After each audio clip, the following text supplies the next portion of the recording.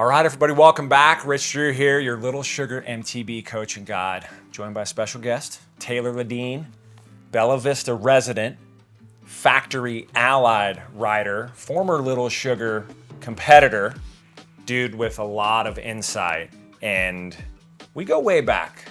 Taylor and I, former factory pivot teammates, race some enduro, cross country, all that good stuff.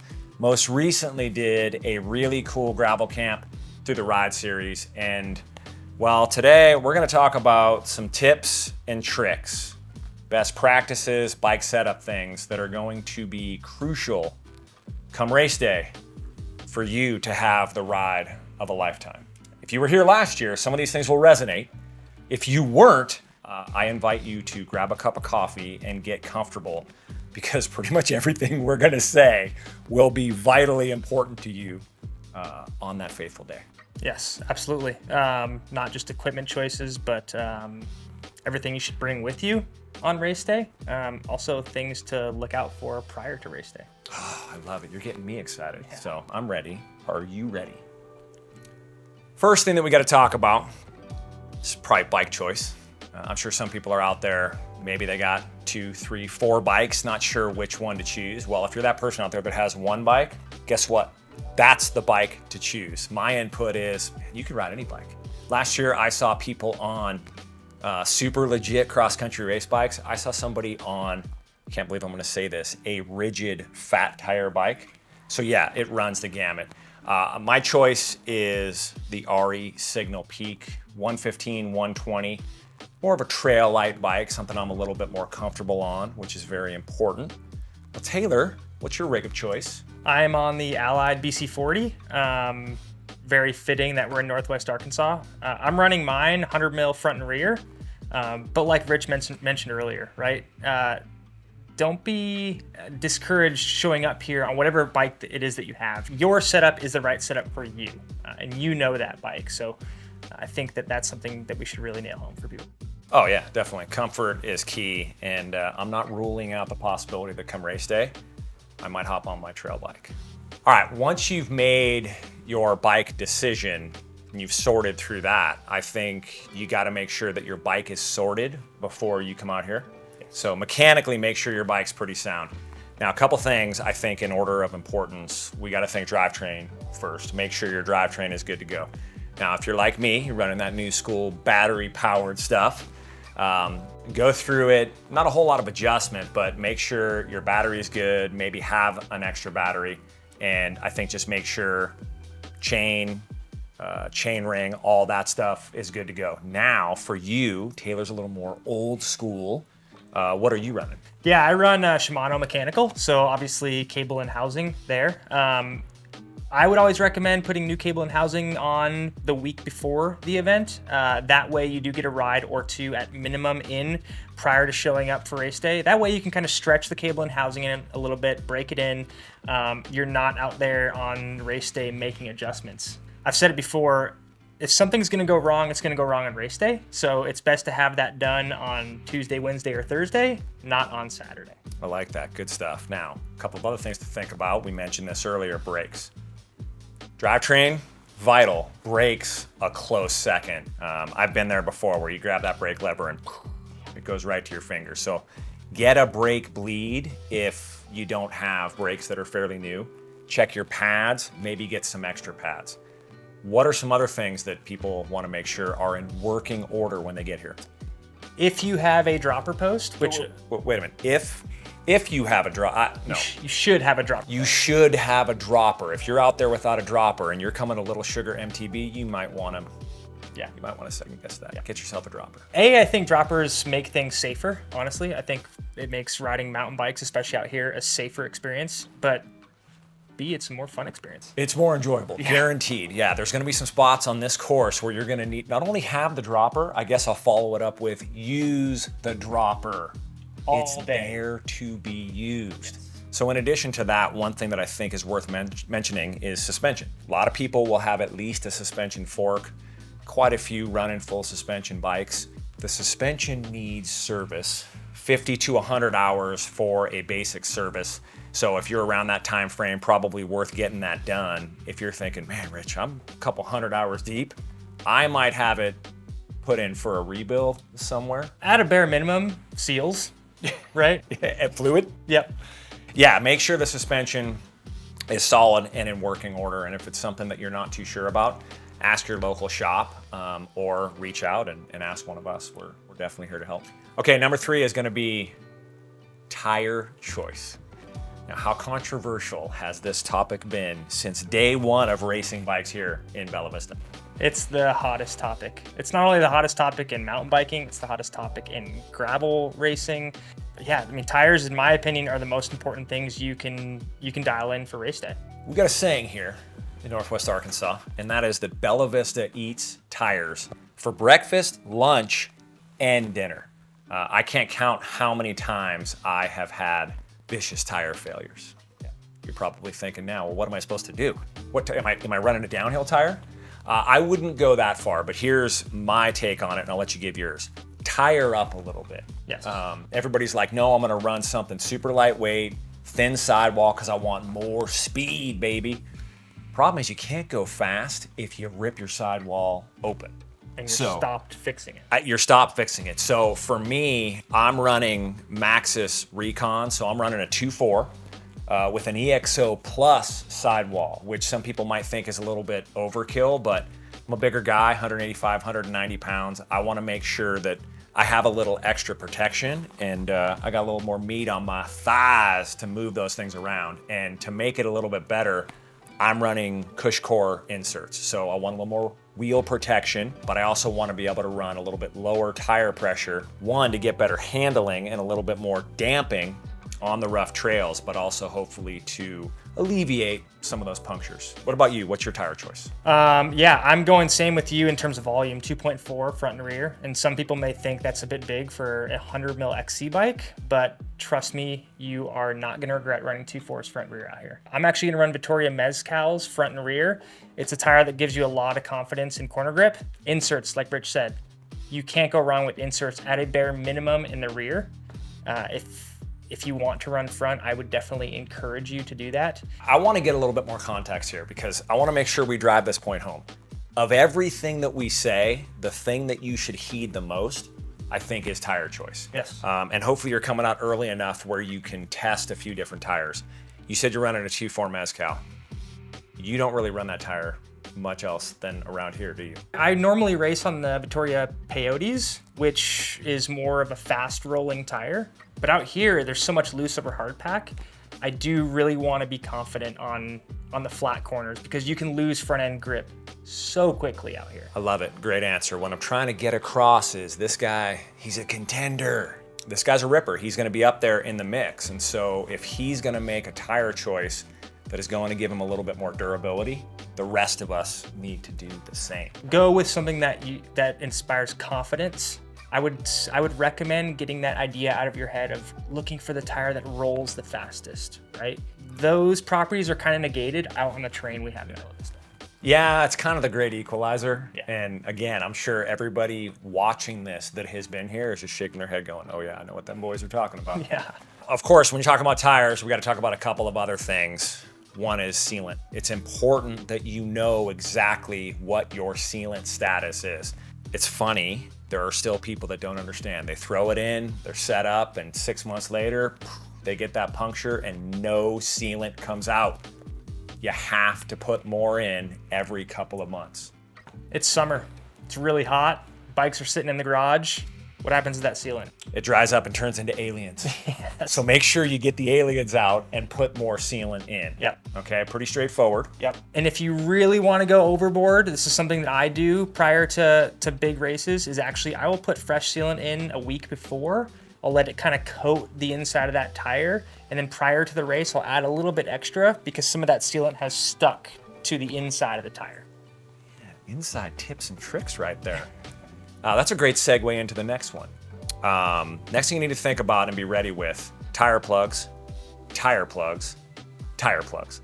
And more tire. And more tire plugs. I carry, whenever I ride, honestly, probably 7, 8 of these things. Thankfully, rarely do I have to use them, but for this race, I've talked to people who use more than 7 or 8. Yeah. What are some of your tricks for getting the most out of tire plugs?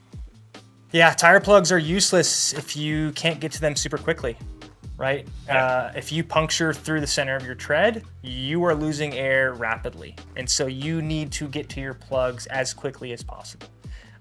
My suggestion is avoid putting these plugs in saddlebags or a bag maybe that's on the frame that's buried in there.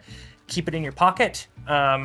Another thing that's pretty handy is to attach plugs to the bike. I would avoid using electrical tape because electrical tape does not tear when you want to get those plugs off the bike. Yeah, that's true. Painter's tape is something that if you grab, you can actually tear that and use that plug almost immediately. Yeah, there's a couple different ways. There's also something called a mule mount that's magnetic that I use quite a bit. I've also done zip ties, not super tight, and you give them a quick twist and they break off. Either way, find something that works for you. And I would recommend have at least 2 tire plugs, very accessible, and then have more with you. Yes. You don't want to rely on the ones that are in the saddlebag or buried somewhere deeper on the bike. Yeah, that's kind of a last resort, right? If you've gone through all your plugs, well then at least you have some spares in a saddlebag so you can refill. Another thing to think about that kind of goes with the tire plugs are boots, right?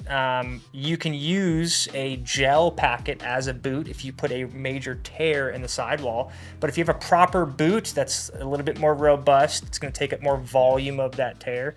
That's something to think about carrying it with you as well. Yeah, it's a boot. That's Canadian. Yeah.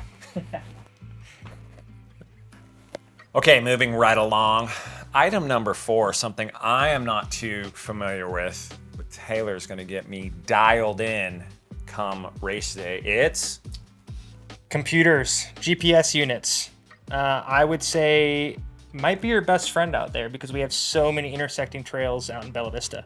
If I were traveling halfway across the country or a couple states over to do an event, I wouldn't trust that the course is going to be marked 100% of the way. What I would trust is the GPS file that they do send me. And I would put it on these really fancy, super expensive GPS units that are basically like laptops on your bike. If you do have one, I highly, highly, highly recommend learning how to use the routing navigation tools on this. This is a Garmin Edge 1040. It's the solar one, so battery life is no worries.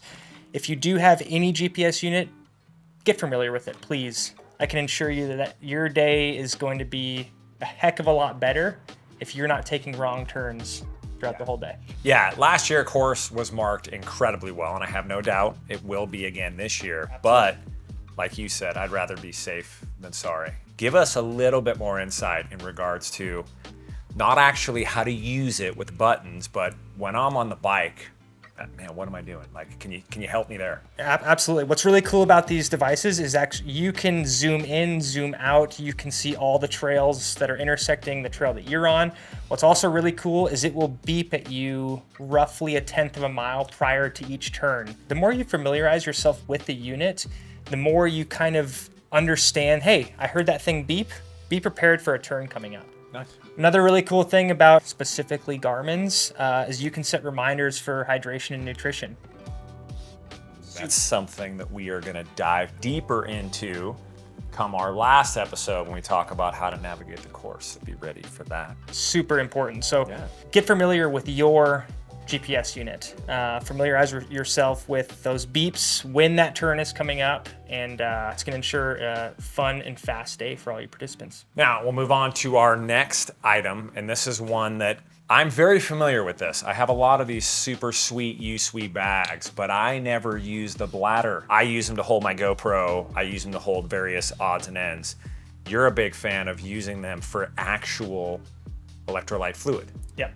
Why is that? Obviously, I will use bottles on the bike as well, but when we're racing single track for an event that's upwards of 100K, it can be hard to reach down, grab that bottle, take a drink. You're on tight single track, you're a hard left or a hard right's coming up. So what's really good about a pack is you can actually just throw this bladder in your mouth, the hose in your mouth, keep on bombing down the trail. In my opinion, it's a safer option than simply only relying on bottles. Yeah. But at the same time, I find personally that I don't get as far behind on my hydration and nutrition I can see that, yeah, when we were out filming, I was trying to show use of the bottle and it got a little dicey, and I made it, but it was cool to run my pack and actually take some drinks out of that, and you've made me a believer. Yep. So I will be running my bladder in my U-Sweet bag come race day. We've worked through all of our main points. Taylor, I'm gonna open it up. Are there any other elements that you think might be of importance for anybody coming to race Little Sugar MTB? I like to recommend people do is obviously check tire pressure before race day. One thing that I see people do pretty often is check tire pressure the night before, leave it in the garage, and then show up to the start line without checking it the morning of. We have to remember that temperature changes can actually change the air pressure inside of our tires. If you do have a tire pressure gauge, I would bring this with you to the start line. Do a quick check 10, 20 minutes before you depart. Remember that typically races are gonna get warmer, so tire pressure is probably gonna go up. It's just something to keep in mind. I appreciate that. I don't know if you know, my nickname's Cold Trickle. I just kind of run it, whatever it is, I'll do it. What tire pressure are you running? Give us a little more insight. Rim width, your weight, things like that. So I'm anywhere between 135 and 140 pounds on my Vittoria Mezcal 2.4s. I usually run out here 19.5 in the rear and 17.5 in the front with inserts front and rear. Keep in mind that the tires that I'm running are 60 TPI, so they're a little bit more robust. To give you some context, I'm about 185, a few pounds heavier. 2.4s as well, 30 mil internal. I'm running about 20 front, 25 in the rear with inserts as well. So a pretty big difference. I think it's something that you probably want to have a handle on. That's the beauty of coming here a little bit earlier. You get some time on the unique surface we have here to test it out and see what tire pressure is going to work the best for you. Yeah. And when you make that decision, be confident in the decision that you've made. Don't second guess your pressures the morning of, right? If you've come out here and pre-ridden and you've landed on 20 in the rear, 19 in the front, and you feel comfortable and confident in that, stick to that. My turn to give my insight on that. I like to carry a few different things with me. So like I said, I have my E-Sweet pack that's gonna have a bladder, and then the extra pack in my Airborne 3 is gonna have some nutrition. So I always bring a few things with me. This right here is a lock sack from Scratch Lab. So my phone can go in this, it's waterproof. I have some sunscreen lip balm because you can never have enough. I have a quick link. I have some cash so I can get a tasty treat as soon as we're done. Or you can bribe somebody to give you a ride back. I can do that. No, I'm not gonna need a ride. I have more tire plugs. I have something very unique for Northwest Arkansas. I have the tick key. You said you're gonna get one of those. How many ticks did I find on myself out pre-riding? A lot of ticks, so be prepared for those. A couple of other things, some Crank Brothers products that are really cool. The twin tube toolkit. So this holds a lot of tools, and for bikes that are equipped with it, you can mount it on the underside of the top tube. I'm gonna be running this right here. This is the bottle cage toolkit. So what I dig about this is I put it in side loader bottle, but it's filled with tools. I got my CO2, I got my inflator. This is all readily available, and I don't have to carry it on me or in my pack. People have different things that they like to carry with them, things that they like to use. I know you're a Lycra guy. Come race day, I'm probably gonna be running some baggies, tighter baggies, but still baggies nonetheless. And for me, I'm gonna run knee pads. This is one, very few people were running knee pads last year in the race. These are the 7 IDP Sam Hill lights. They're very, I mean, feel those. There's not a whole lot to them. Like a pair of gloves. It is heat moldable foam. They're very small, they're very comfortable. You don't really know they are there. And I go into this race, or I go into riding back there knowing there's a pretty decent chance I'm gonna slide out and land on my knee. I'd prefer to protect it. So I just think that's a safe bet to make. It's a good call. We have covered a lot of different tips, tricks, best practices. We can't cover everything. I'm sure we'd be here all day. We would be here all day, but I think we provided some very solid insight. But what I will tell you is, if you have other questions, hey, drop a comment below. We're more than happy to answer them. We'll provide all the insight we can, links to all of the products that we talked about. And we're not stopping here. Our next episode, we're gonna talk a little bit more about specific technique to deal with this unique surface that we have here on the trails in Bella Vista. So that's one that I'm very excited about. And then we're actually gonna go on the race courses and talk about some certain areas that might be a crux for some people. Get you dialed in, give you a little bit more of what to expect when you're out there on race day. So stay tuned, stay with us for future episodes, because I guarantee you we're gonna get you ready for the ride of a lifetime.